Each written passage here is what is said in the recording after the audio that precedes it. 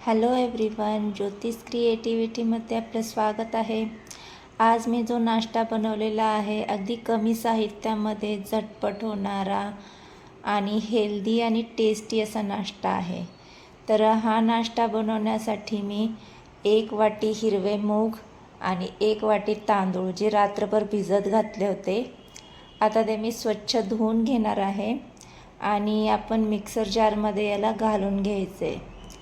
तर इथे मी समप्रमाण घेतलेला आहे, तुम्ही आवडीनुसार कमी जास्त करून घेऊ शकता।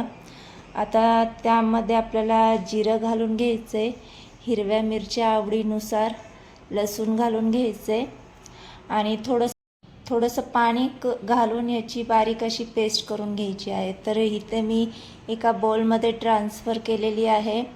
तर आता त्यामध्ये मी एक कांदा बारीक चिरून घातलेला आहे। यामध्ये आणखी भाज्या देखील तुम्ही ॲड करून घेऊ शकता। मी कांदा आणि कोथिंबीरच घालून घेणार आहे, कारण तसाही तो हेल्दीच आहे, कारण आपण हिरवे मूग वापरलेले आहे। आणखी भाज्याची काही गरज वाटत नाही, पण तुम्हाला जर आवडत असेल तर तुम्ही आणखी भाज्या यामध्ये ॲड करून घेऊ शकता।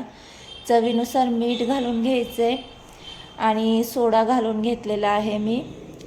आता फटाफट ह्याला मिक्स करून घ्यायचे, थोडीफार कोथिंबीर घालून घ्यायची आणि छान सगळं मिक्स करून झाल्याच्या नंतर आपण हे स्टीम करणार आहोत। तर स्टीम करण्यासाठी मी इथे एका पातेल्यामध्ये पाणी घेतलेलं आहे, त्यामध्ये रिंग ठेवली आणि अशी एक प्लेट ठेवून दिलेली आहे। आता आपलं मिश्रण देखील तयार आहे। तर एका ग्लासला मी ऑइलने ग्रीस करून घेतले, हे मी बॅटर ग्लासमध्ये घालून घेणार आहे। इथे मी ग्लासचा वापर केलेला आहे, तुम्ही वाट्यांमध्ये देखील घालून घेऊ शकता। तर हे सगळं बॅटर मी यामध्ये दोन्ही ग्लासमध्ये घालून घेणार आहे।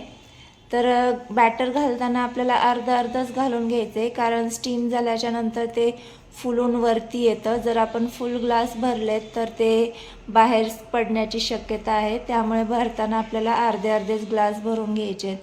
तर ग्लास भरून झाल्याच्या नंतर आपण लगेच हे पातेल्यामध्ये घालून घ्यायचे आणि एक 10 मिनटं आपल्याला हे स्टीम करून घ्यायचे। तर 10 मिनटं झाल्याच्या नंतर मी तुम्हाला दाखवते, मस्त असे आपले हे नाश्ता तयार झालेला आहे। सुरी घालून दाखवल्याच्या नंतर अजिबात चिटकत नाही आहे। तर आपल्याला थोडा वेळ थंड करून घ्यायचे। थंड झाल्याच्या नंतर याच्या कडा सोडून आपल्याला याला डिमोल्ड करून घ्यायचे। तर तुम्ही पाहू शकता अशा पद्धतीने छानपैकी हे डिमोल्ड झालेलं आहे। आता एका पॅनमध्ये आपल्याला ऑइल आणि बटर घालून घेतलेलं आहे। तुम्हाला जर बटर आवडत नसेल तर फक्त ऑइलचा देखील वापर करून घेऊ शकता। आणि फोडणी करण्यासाठी इथे मी सफेद तीळ, चिली फ्लेक्स आणि काळे तिळाचा वापर केलेला आहे। तुम्ही तुमच्या आवडीनुसार यावर फोडणी करून घेऊ शकता, किंवा विदाऊट फोडणी देखील तुम्ही हा नाश्ता खाऊ शकता, कारण आपण स्टीम केलेलाच आहे तो, तसाही तो खूपच हेल्दी आहे।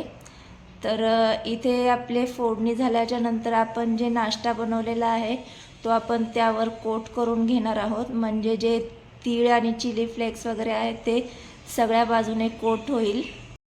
अशाच पद्धतीने आपण दोन्ही रोल्स फोडणीवर आलटून पलटून शेकून घेणार आहोत। दिसायलाही छान दिसतात आणि खाताना मध्ये मध्ये जेव्हा ते तीळ वगैरे लागतात ते खूपच टेस्टी लागतात। तर असेच रोल्स मी मीडियम गॅसवर दोन्ही रोल्स इथे आलटून पलटून क्रिस्पी करून घेणार आहे। तर साधारण 5 मिनटं लागतात आपल्याला। तर मस्त हे आपले क्रिस्पी झालेले आहेत।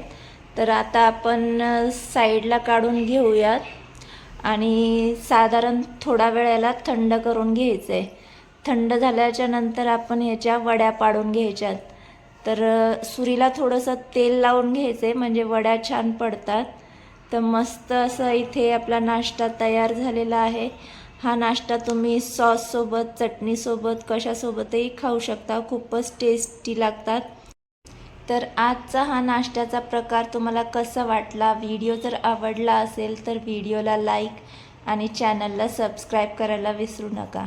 आणि अशा छान छान रेसिपीसाठी ज्योतिष क्रिएटिव्हिटी चॅनल पाहत रहा। भेटूया नेक्स्ट एपिसोडमध्ये, तोपर्यंत बाय।